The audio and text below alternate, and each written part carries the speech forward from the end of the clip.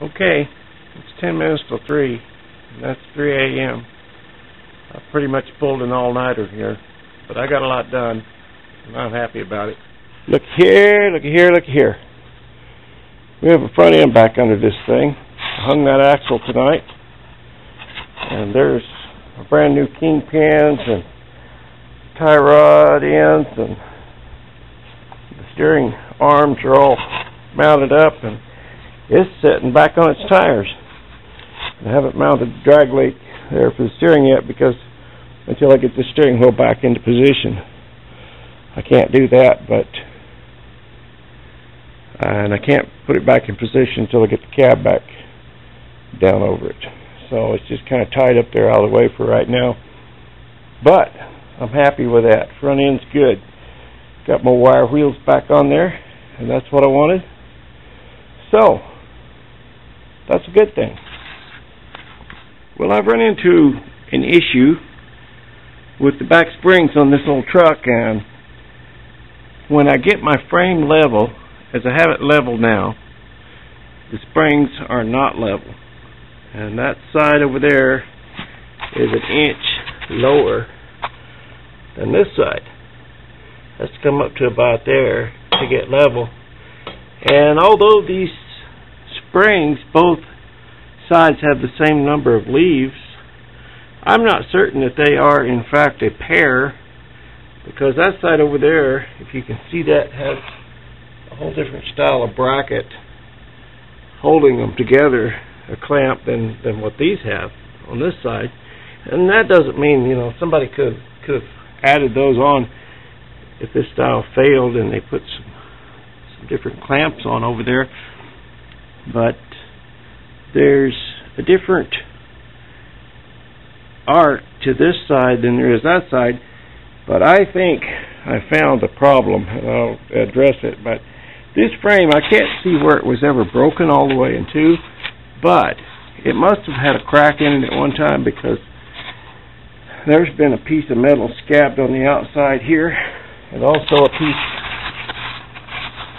well, several pieces around inside here. A channel has been kind of driven in there and welded in, and here's some good old mud dauber welding on the outside here. And I suspect what happened is, it's obvious they've remounted this front shackle, and if they got that shackle further forward than the other side when they remounted it, then that would take some of the arc out of the springs, I believe, if I'm thinking about that right. But I'm pretty sure that's what's going on. And all the bolts seem to be good. All the shackles, the springs are good and solid. I'm going to take those all apart and make sure they grease real good, and that they're good and not too worn to hold this thing together. And I found a place where I can get those parts if I need them. So it's not a big deal, but it's just something that will need to be addressed, and I think I'll start with this mess here and see what I can find out about that and clean it up. Another thing that I was dealing with on this truck is that old original 1932 rear end had mechanical brakes, and they worked a little bit, but I didn't want to deal with that. I wanted to get rid of those and get some good brakes on there.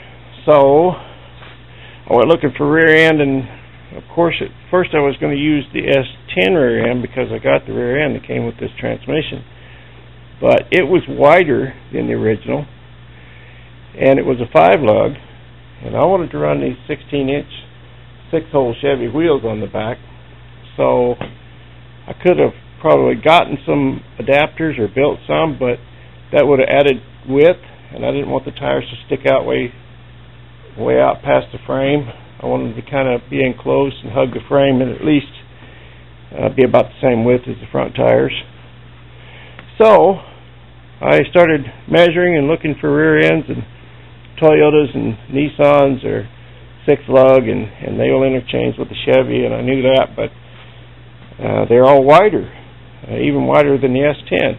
And the Mitsubishi was wider, so I looked at about everything, and going through the junkyard, we ran across this little guy, and that is out of a Dodge D50 pickup, a small pickup. And it is exactly the same width as the 32 rear end that came out of there. It's a 6-lug pattern, and my big old Chevy wheels just fit on there just like a glove. So that's the rear end I'm going to run, and that'll give me an open drive line, and juice brakes on the back, an emergency brake. All the cables are intact. They did a really nice job of saving all that stuff for me when they pulled it. So there we go. That's the new hind end for this old truck.